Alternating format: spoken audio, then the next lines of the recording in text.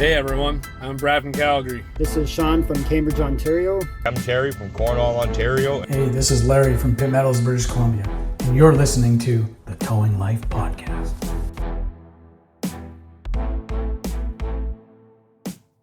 Welcome to the Towing Life Podcast, where the ditches are deep, the trucks are loaded, but the drivers are not. I am your host, TowManG, and as usual, I am joined by my friend, former co-worker, the one chain wonder himself, Mr. PlainGuy. What is going on, G? What is going on? It is another beautiful day. I am just happy to be here with you for this show, my man. Oh, come on. Your background changed again. You're fucking with my mind, man. Absolutely. I am broadcasting live from the 1970s with some furniture in the background that everyone would recognize probably from their grandma's house. That lamp over this shoulder is mighty familiar. I swear to God, everybody and their brother had one when we were kids growing up. I want it. I want to put it right back there. I could put it on top of my little reindeer. With your little reindeer sitting in the corner. That looks like some little arts and crafts project. Looks like you were a busy boy over the weekends. Yeah, that's been in my family since I was knee-high to a grasshopper, I think. Probably a couple pictures of you riding that thing arse naked. Yeah, that's not to be seen anywhere on the internet. I was taken back in the 90s before the internet was a big thing, and that's where it can stay. No kidding. Remember those days when, everything wasn't available to you and you could do stupid things and it wasn't, it couldn't be broadcasted out to the internet? When it was okay to have naked baby pictures of your kids on walls? Just so when any time someone comes over to your house, there's just naked baby pictures on the walls. I don't know if we ever had naked baby pictures on the wall. I feel like we might have grown up in two different families. I'm not going to judge. I'm just going to say that's a little weird even to me. So there's a picture of me like sitting on a cloud with my arms like this. I was a fat baby. I hated that picture. Nothing changed. You just got taller. Yeah, exactly. As usual, guys, we want to mention before we get too deep into the show today, if you have any subjects, questions you would like covered on the show, any comments, we do have one that we are going to get into today from Tim. Tim, don't take this personally. This is a long-running inside joke, and it's called Fuck You, Tim. And it's an old dispatcher we used to share. That poor guy took the brunt. What an amazing dispatcher he was. But it was kind of a joke. That was our good morning to him. If we didn't say it, he was shocked and thought there was something wrong with us. But you can let us know, guys. Any of that stuff, anything you want to know, ask, have on the show. You can email us at thetowinglife@gmail.com. Searching at the Towing Life Podcast on Facebook. You can also find us at the website. You will see it up in the top corner for those listeners. www.towinglife.ca. You will find forms to contact us. We appreciate everything. Or also in the comment section down below. Absolutely. Or on the comment section on YouTube. It is a great time to remind you, if you're watching on YouTube, do not forget to hit that like. Do not forget to hit that subscribe. Drop a comment. It helps the algorithm. It helps us out hugely.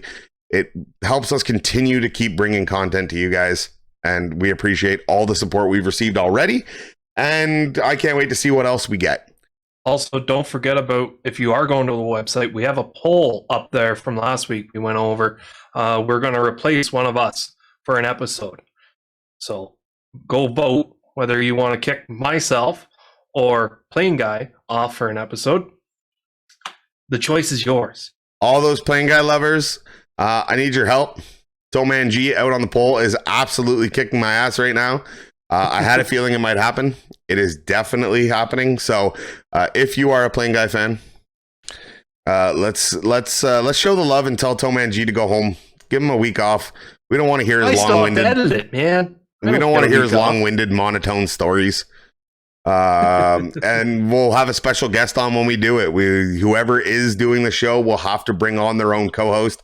Regardless, it's going to be fun. So make sure to head over to the website, www.towinglife.ca/poll. You'll find it on the menus. You can vote there. Vote often.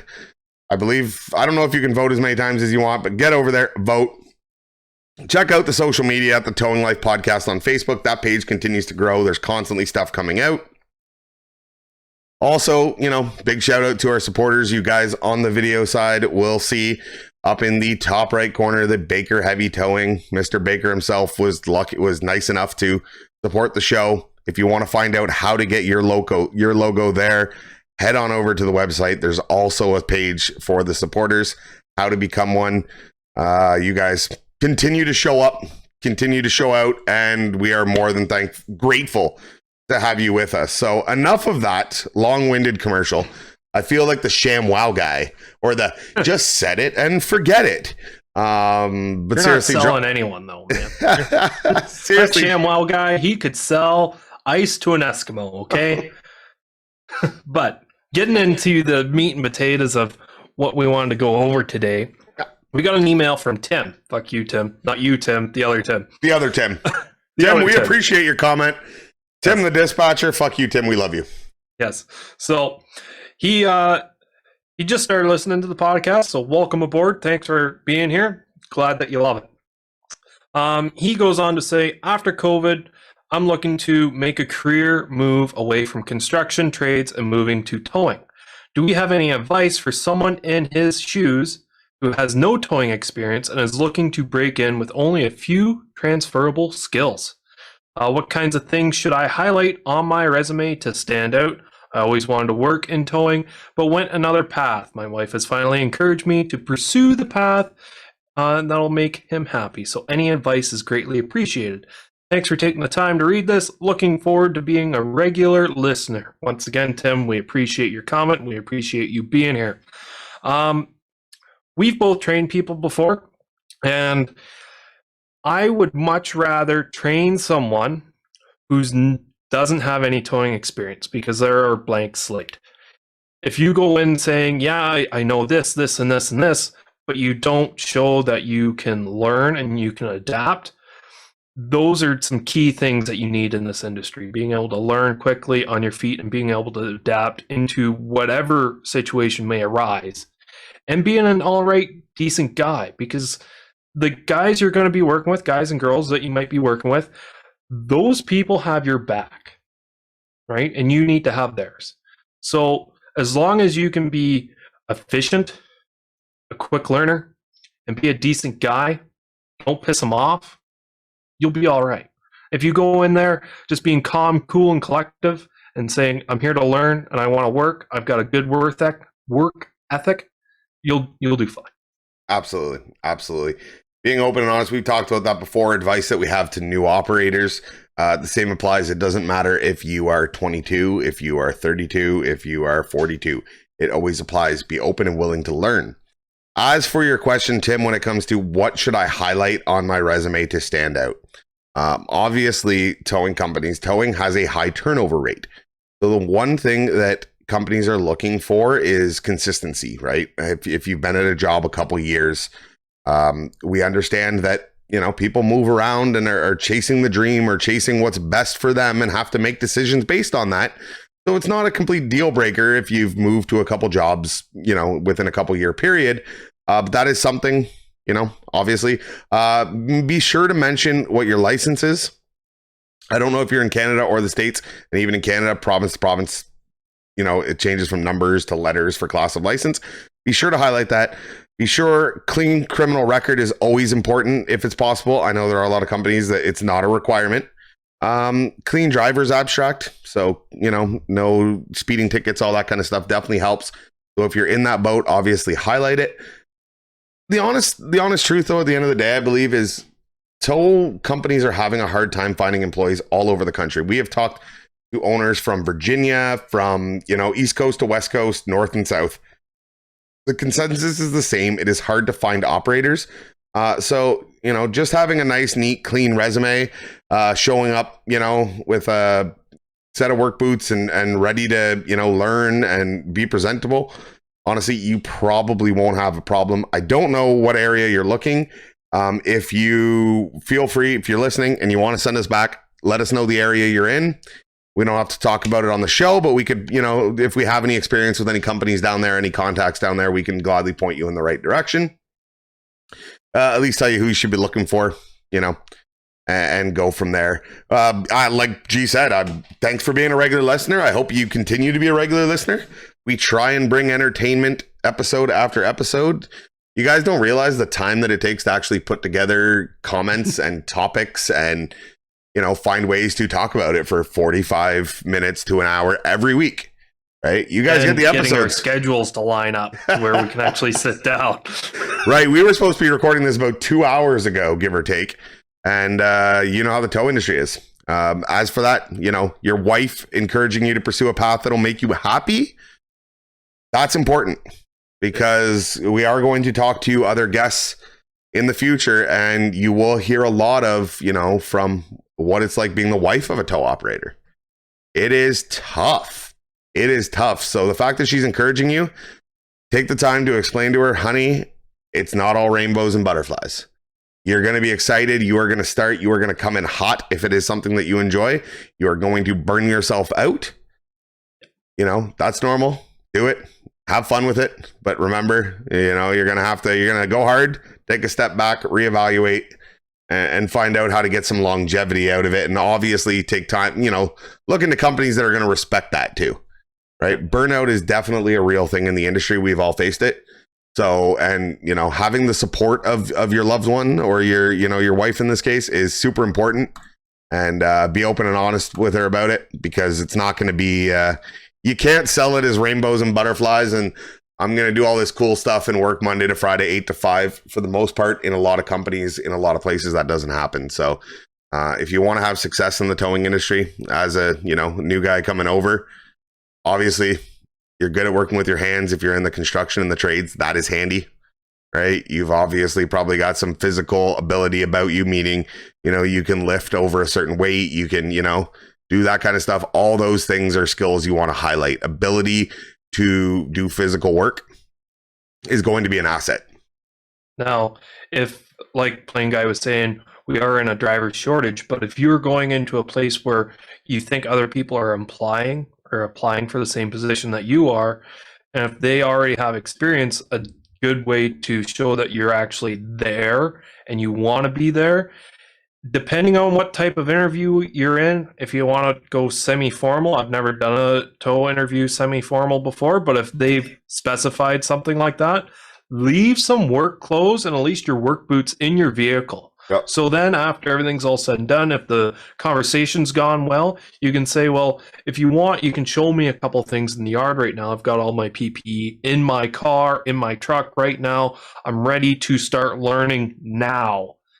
Like, I want to do this. Make sure if you're going to go in for your interview, make sure you allocate a couple of extra hours just in case you hang around, a driver shows up, shoot the shit with them. If a driver of that company shows up, talk to them, get a feel, talk to them, make sure that you guys are going to be a good fit, because that driver can say to their boss and say, hey, that guy seems all right. I don't mind. Might actually like working with that guy. I'm pretty sure that's how you started, G. Yeah, pretty sure that's how you started. Yep. For anyone that doesn't know, G and I did work together. He had reached out through social media looking for towing companies that were hiring. He showed that ambition. I enjoyed working with younger operators because of that ability to mold them. And he came down to the shop one day. We just talked about, we just talked and shot the shit. And he was ambitious to learn and wanted to try it out. And I was that employee that went to the owners at the time and said, hey, I got this kid that came by. He seems interested. He seems competent, because there's a lot of skids that apply. Any owner listening, any manager listening will tell you there is a ton of skids out there. Just reading your email, honestly, the way you were able to word and express yourself, you've got a good start on it. So keep an open mind and get out there, give it a shot. Nothing wrong with trying it. If it doesn't work, it doesn't work. But I'm not a big believer in, not taking that shot. Thus why I'm in an undisclosed location somewhere. I am taking that shot. You're probably already in better boots or position than some people. Like, I had someone who I was training day 5. He still wasn't getting it.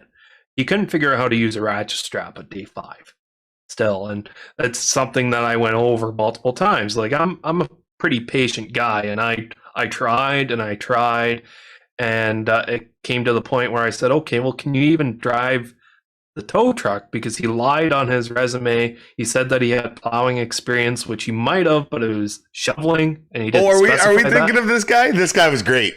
We Yeah. won't name any names because honestly, I don't remember his name, and I No. really doubt he's listening. But yeah, this kid came and applied.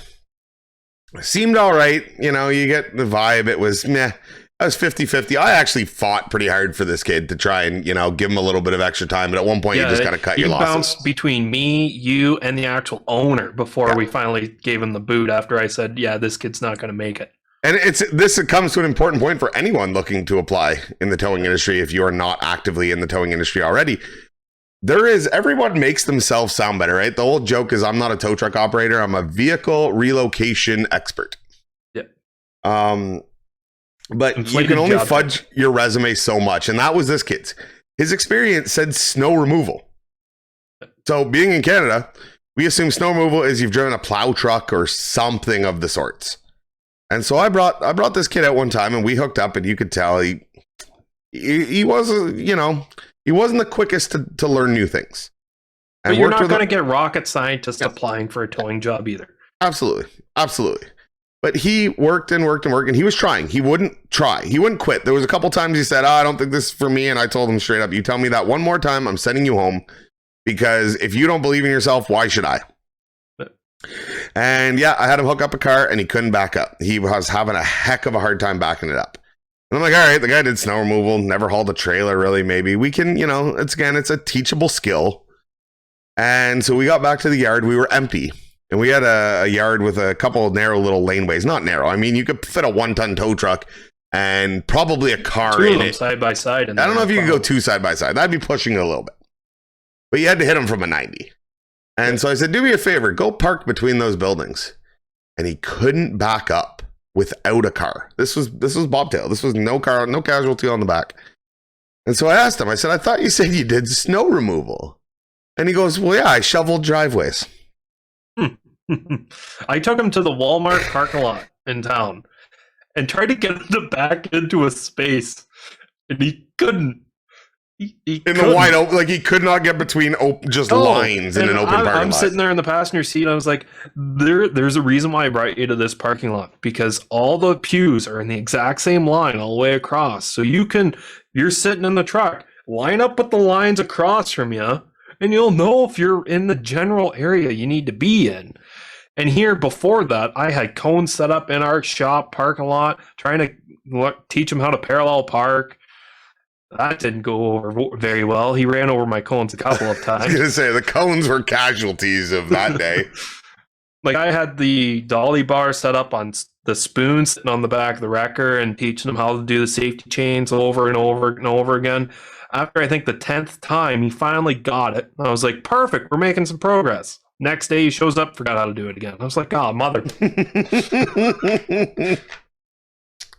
No, there's definitely some skids that apply to the industry. So, you know, if you have some wits about you and you have some transferable skills, you know, like labor work, everything, I'm sure you'll be fine. But yeah, no, the stories we've had of the stories we have and that we share on the show of good times, right? We've talked back when about wrecks and, you know, good times. The stories we have of operators that didn't quite make the cut, there is just as many of them, right? That kid, I wish I knew his name, not to share on the show, but I wish I knew his name just to remember what it was. But yeah, he was probably one with of an R. Maybe he was one of the funniest. He was absolutely one of the funniest. So. And it was weird because like 3 weeks went by and he still hadn't shown up and picked up his paycheck because the company paid him for the time that he was there, Yep. right?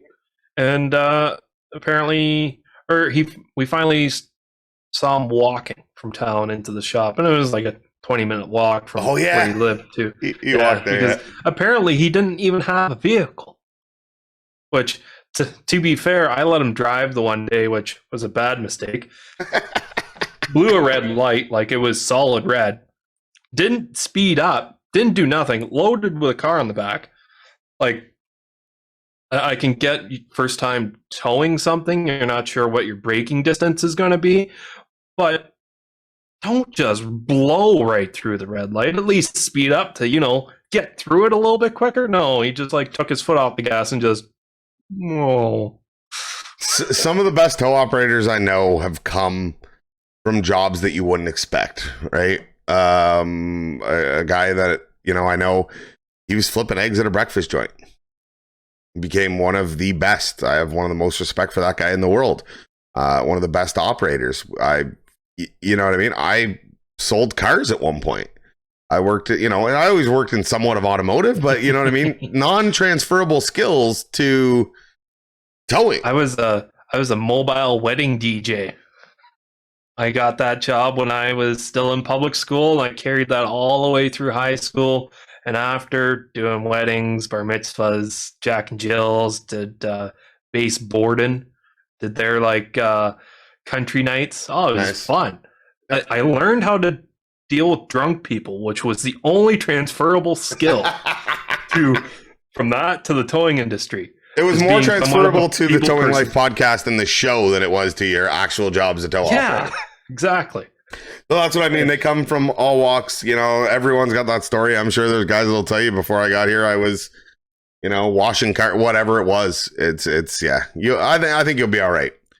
But talking about transferable skills and learning and guys growing, one thing I want to come into, I was in the shop the other day.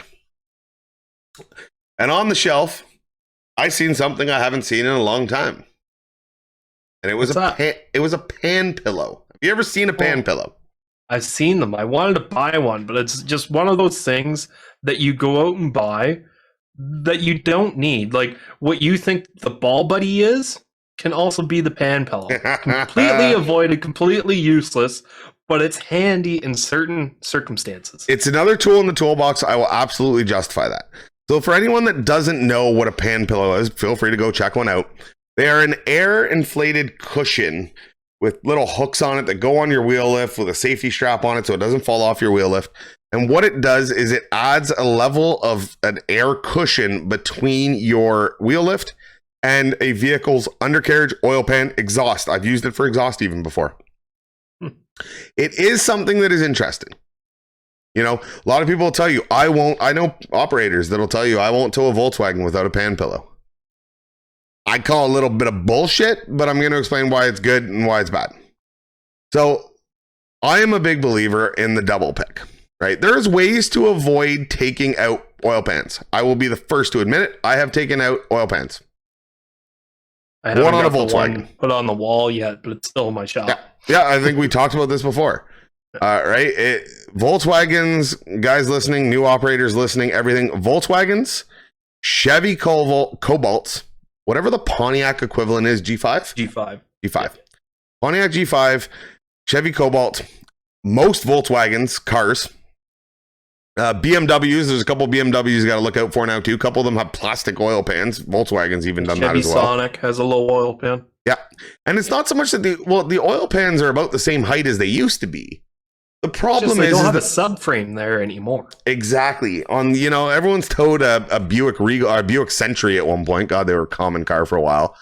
You're driving down the road and you hear, well, bang, well, bang, well, bang, because those old Buicks bouncing on the back of your truck had a suspension that traveled, I swear to God, 23 inches. But they had a cross frame, a member that would, that the oil pan sat above. So what you're hearing is that hitting the wheel lift. Now, it's not the best thing in the world either, but there's very little risk unless it's completely rotted that you're going to do any serious damage.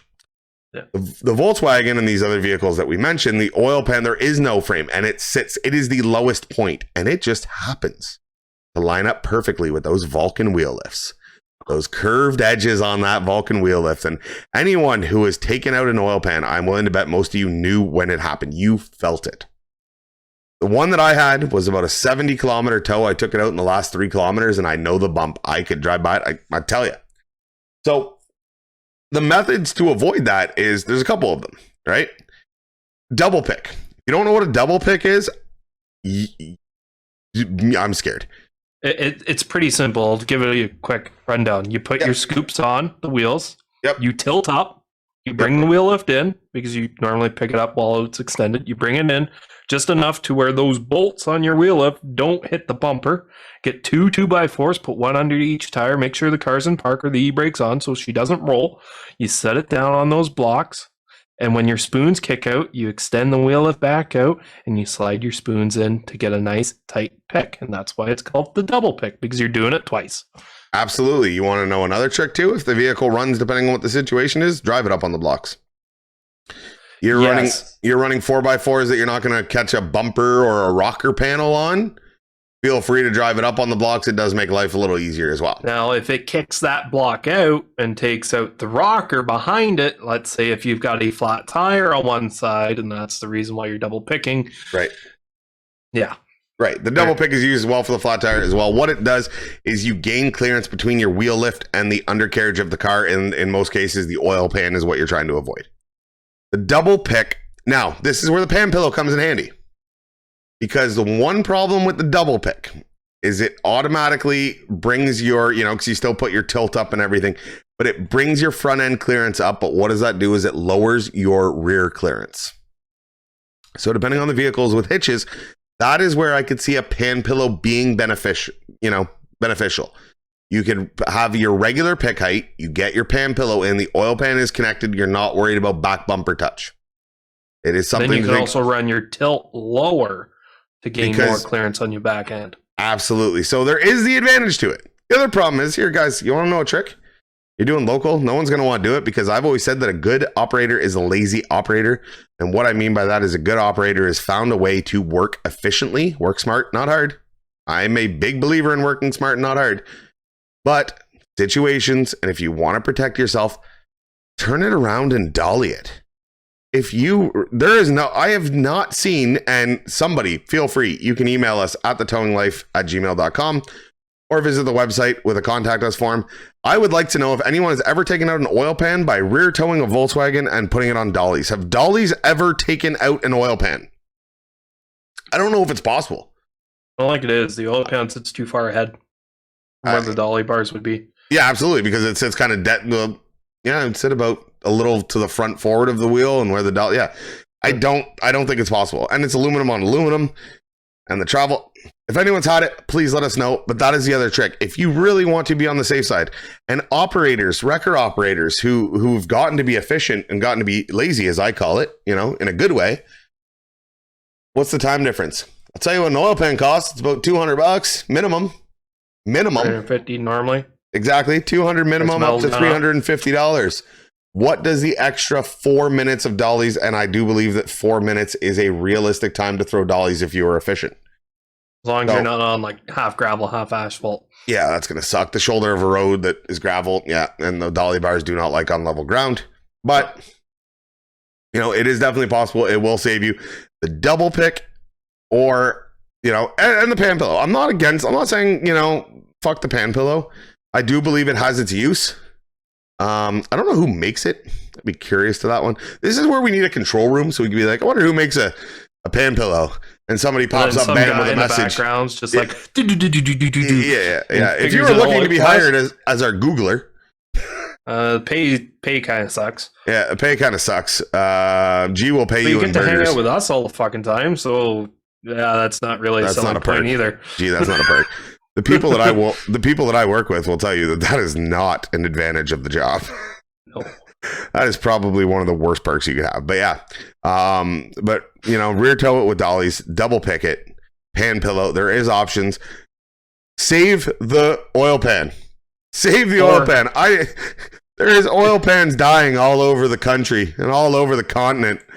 Save the oil pan, double pick it, throw a pan pillow at it if you want to, rear tow it with dollies, have some common sense. While you're underneath throwing safety chains on, which I'm hoping that you all are doing, you have a chance to look at your clearance. If it doesn't look right? When you're putting on your safety chains, you can check your clearance. So they're not just, safety chains are important. You should have at least 3 inches or more of clearance. If you got anything less than 3 inches. See, I always liked low cars for that, right? Because low cars, everyone goes to BMW, a 2-wheel drive BMW. Oh, it needs dollies. I'll always tow it backwards, but a lot of times I can run a boot under the front bumper and sit there and push on the front suspension. Any low car normally has a very stiff suspension. So you get away. You still have to watch your inclines and your declines coming in and out of laneways. That's a real thing. But you'd be surprised what you can go if you're running up the highway, what you could do with clearance. Yeah. And that's another thing. If you're running a Z boom, you got more tilt. So you have the ability to get more clearance on whatever you're trying to get clearance on. Or this whole problem could be forgotten about if we just all drove rollbacks. Go to hell, G. I resent that remark. Hey, what were you I would driving like it today? stricken from the record. We got to cut that shit. What were you driving today? I don't want to talk about it. I don't want to talk about it, okay? Okay? I don't want to talk about it. Yes, I was in a flatbed. Yes, I did a 4-point tie down with wheel straps. I did everything by the book. I mean, it was like riding a bike. I didn't bet. That's what tells you how simple driving a flatbed is. And there's so many flatbed guys that are going to be pissed hearing this. I've been out of a flatbed. I mean, I'm trying to think of the last time I drove a flatbed. Even when we worked together, that I was at that place for about a 5-year span. I probably drove a flatbed a dozen times. And it's been, I'd say, 3 years since I've driven a flatbed. And it was like riding a goddamn bike. That's how easy it is. So for someone just to get the basics down on a flatbed, Yes. easy. That's why you call it a rookie truck. But to be able to do everything. Oh, yeah. Once you get with into a bed. sea cans and equipment and Yes. recovery work with them and that. Oh, absolutely. Absolutely. And finding ways to make sure your winch cable always stays tight. Like instead of unspooling You the mean winch, move you the bed properly ahead. spooled. Yeah. Yeah. Like there's different tricks to make it to operate a bed proficient and efficiently. Yeah, I agree. There's a lot more that goes into it. When it comes to your basic tow, your basic breakdown, The steering wheel holder type call. Pick up this car, take it 250 kilometers so we don't have to deal with you anymore for most of the day, and then come back. Flatbed towing is like a 2003 Chevy Impala. Anyone can do it. There's very little risk to damage on regular situations. That's what we're gonna call it. That's what we're gonna call it. Oh man. So G, I see your little reindeer. He's actually a Rudolph. He's got a red nose sitting in your back corner. Yeah, the antlers come off so he can be unisexual. I'm not sure if unisexual is the word you were looking for, but I'll take it. Hey, you can either be male or female. It doesn't matter. There's no dick underneath of it. As far as I know, I haven't really checked. I don't really go out of my way to, check those things. Yeah, when's the last time you crawled under that deer is what I want to know. I don't know. I don't have to put a pan pillow under that thing, so probably never. But speaking of reindeer, 'tis the season. Coming halfway through November here, Christmas parades, Santa Claus parades are happening everywhere. Yep. And guess what? What do? We tow things. And what needs towing? Parade floats. Yep. And now I know a lot of companies go into parades. Yep. Now, I'm not sure if that's just like a family tradition that you just go into a parade because it's fun, because I did it when I was younger. My family just went into parades, and I used to run. Representing a business or anything, just we had a Facebook page called the Canadian Rednecks, which is long dead by now, but that's what we advertised. Like us on Facebook. That was it. It was before anything that you can make money on. I think we had like 10,000 likes on it or some unknown reason. But it was just fun. And that's why we did it. And I think that's why a lot of tow companies do it, is because you can get a picture with the tow truck all in lights with a nice float, and you can send either the owners or an operator who's done good that year to drive through the float and wave at all the kids and make them feel good for about 45 minutes going through the parade. Or another thing is, local businesses that don't have trucks will say, hey, do you mind towing our float through the parade for us? Yep. Right? So then you're helping out another local business and getting a bit of publicity for yourself as well. And it's just an all-around good experience. Yeah, most of these Santa Claus parades don't cost anything to enter. Obviously, there's a cost because, there's a cost of time. And a lot of it is volunteered on the staff. By the time this episode airs, we will have just finished our Santa Claus parade here, which the company that I'm with, we are participating. Right, no one's gonna believe it, but I will be walking. I don't know how long the parade route is. I want to say it's about 3 kilometers, give or take. I've done it before. Mainly because that's your workout for the year, isn't it? Yeah, pretty much. Our operators are very excited to do it, and that's great. You want that motivation behind them. They're very happy to show off their trucks. So we're gonna let them drive their trucks. You know, you pick up a couple candy canes at a dollar store. You hand them out along the parade route. You throw them at kids. They're really fun. You try and pepper the little bratty ones in the front with some candy canes. I thought they banned that. What, giving out candy canes or peppering kids with them? No, they said that you can no longer throw candy from floats because you could take someone's eye out.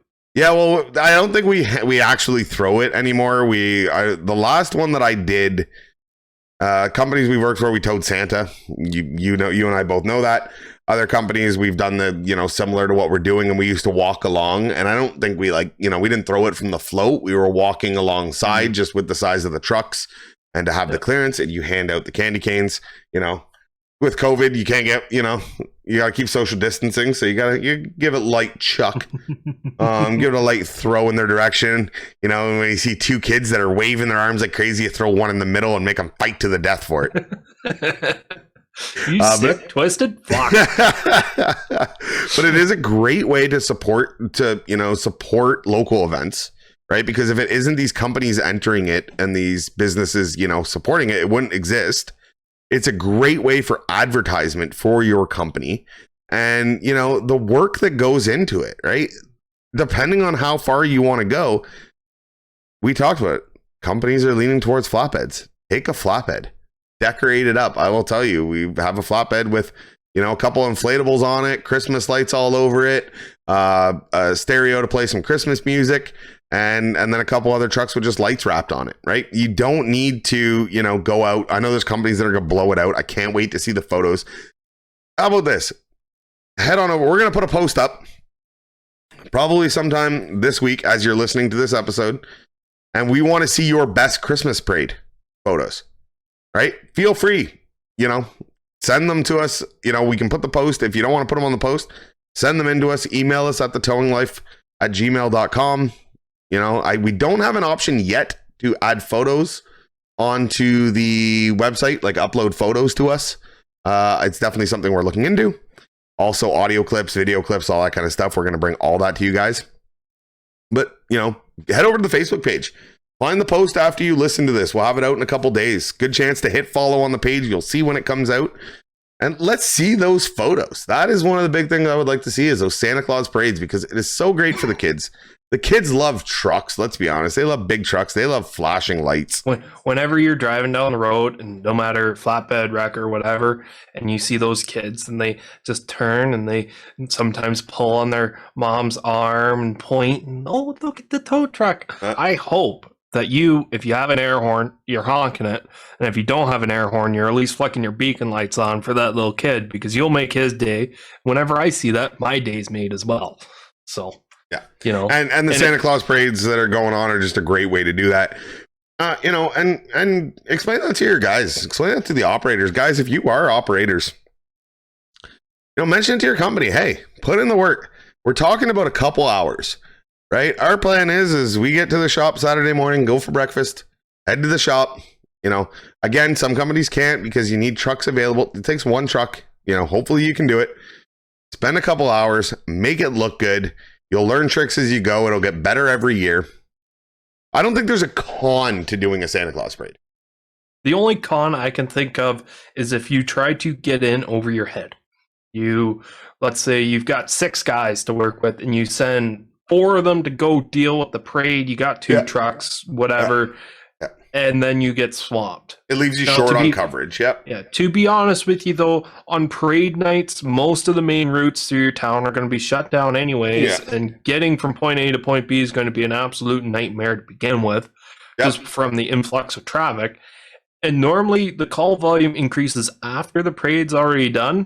Yeah. So as long as your shop's not too far away from where the parade ends and you can tear most of the stuff off that you can't drive down the road on, you can normally get those trucks back into service pretty quick. Yep. Now, it still takes time and effort, and you got to be willing, whether that's going out and either not putting your Christmas lights up on your own house or going to Canadian Tire and buying a couple of strands of lights, which, $20 each? So you're probably going to be under $100 all said and done if you got to buy everything brand new between your tape, maybe an extension cord and a couple of strings of lights. Yep. Depending if you're doing a parade of lights or just a parade during the day.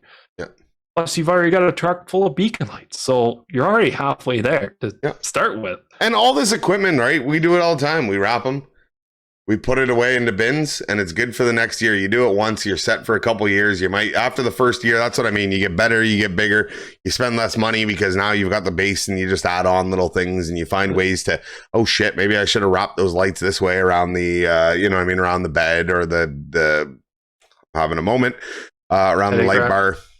Yeah.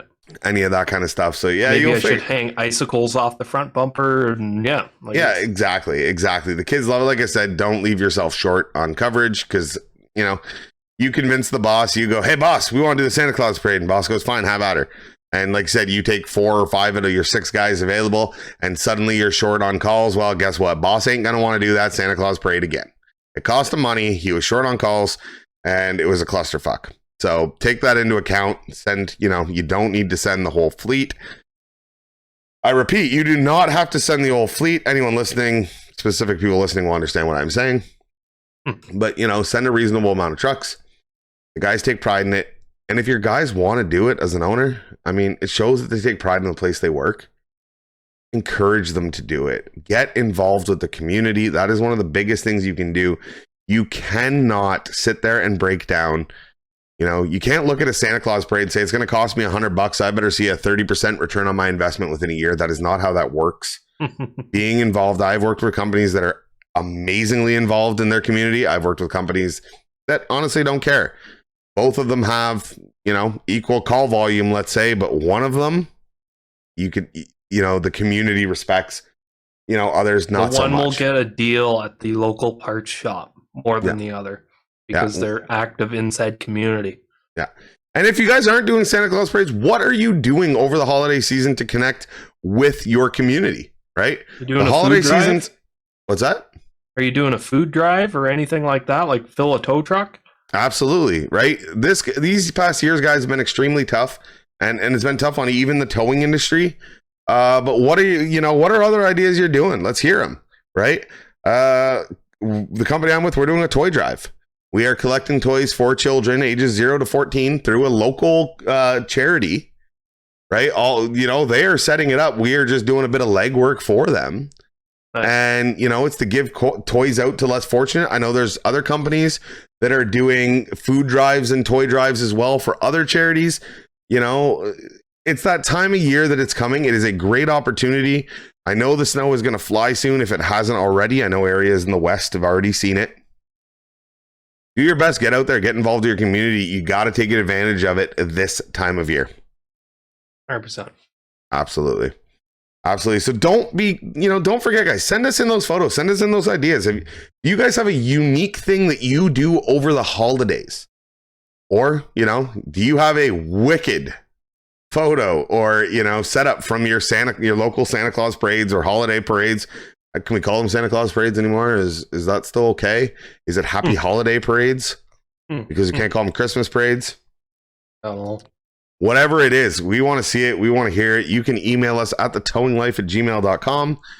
You can find us on Facebook. That is where you'll find all our posts that go out multiple times a week, right? Normally 4, 5, 6 days a week.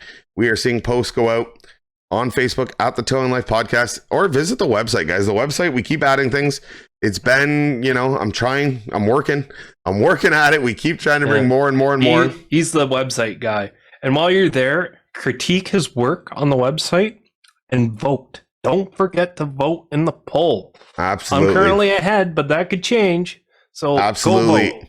If you want more things to come to the, the website, if you want more things to come to the social media, go on there, vote PlainGuy. It gives me a week off. Hey. I don't know if I could trust G to have his own co-host. I guarantee you I will still be on. I've already got the co-host planned in case I win. You can tell me off the show. We won't give away anything, No. But you can tell me off the show, and I bet you my co-host kicks your co-host's ass. Oh, probably, but my co-host will have the best banter back and forth. It'll be amazing. We're just gonna have to bleep and cut 75% of the episode. That is phenomenal. So yeah, head on over to www.towinglife.ca/poll, POLL. That is where you will find it. If not, you will find it in the menus on the website. And yeah, again, this show, guys, this podcast wouldn't be possible without the help of yourselves, all the great listeners that are out there. The numbers that we keep seeing, I send them to G, every week, going, yeah, you keep me up to date, and we hit 1,000 downloads per month, and if we can keep that as an average, that's perfect. It's more than what I ever thought we would get. Absolutely. When I brought this idea to G, he was like, yeah, cool, we'll do it for fun. It has turned into something awesome, and that is honestly because of every one of the listeners, viewers watching on YouTube. Good chance to remind you, hit that like, hit that subscribe. You know, guys, rate us. There's a way on Apple Podcast and Spotify, I believe. I don't know on Spotify how you rate us. Do it. Drop comments on the YouTube, Facebook. Everything helps the algorithm. It wouldn't be possible without you. It wouldn't be possible without the help of our sponsors. Be sure to head over to the website as well if you would like to have, support the show. Baker Heavy Towing. Thanks again, Mr. Baker, for everything you've done over these last couple episodes. It's been a pleasure working with you. We hope to continue to work with you. Some from the past, right? We've had Strong Arm Recovery in here. We've had Herb's Towing in here. We've had Cornwall Towing in here. Project PCs. I don't think I'm missing anyone. As this list continues to grow, it's going to get harder to remember them all. But it wouldn't be possible without the support of all those people in the community and the towing industry. So on behalf of myself, thank you very much. And on behalf of G, I think I've said it all for you, G. I don't think you could thank them any more than I already did. Yeah, I would like to personally thank everyone. Myself. Go fuck your head, G. We're running over time. Yeah, you took my outro. So thanks for watching. Thanks for listening. Thanks for being here. And we'll see you next week. Take care. Bye-bye. Recording stopped. That was fun.